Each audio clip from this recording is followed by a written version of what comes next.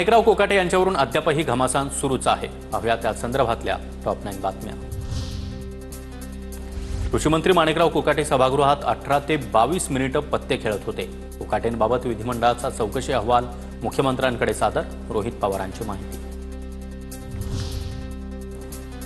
जयंत पाटील यांची फडणवीसांवर जोरदार टीका, काहीही झालं तरी राजीनामा देऊ द्यायचा नाही हे सरकारचं धोरण। पाटील यांची टीका, तर मुख्यमंत्र्यांनी मान्यता दिल्यानं सर्व सहकारी काम करत असल्याचा हल्लाबोल।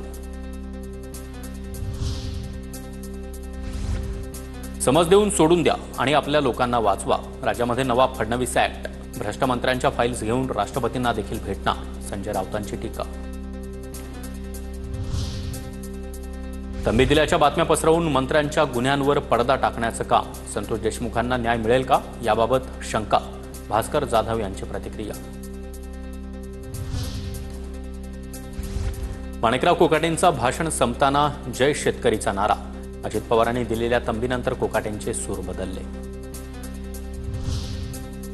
कृषी विभागातील 169 कोटींच्या कथित घोटाळ्याचा चौकशी अहवाल आमदार सुरेश धस यांनी सादर करण्याची मागणी केली। सुरेश धस सुप्रीम कोर्टात हायकोर्टाच्या निकालाला चॅलेंज करणार। आमदार धसांचं कृषी प्रधान सचिव विकासचंद्र रसाळी यांना पत्र। अजित पवार शब्दाचे पक्के नाहीत हे स्पष्ट, त्यांनी दिलेला शब्द पाळला नाही।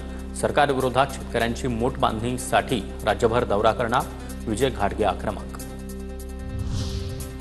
प्रवीण गायकवाड आणि पुरुषोत्तम खेडेकर यांच्या संभाजी ब्रिगेड संघटनेचं एकत्रीकरण होणार, लवकरच घोषणा होणार असल्याची मनोज आखरे यांची माहिती।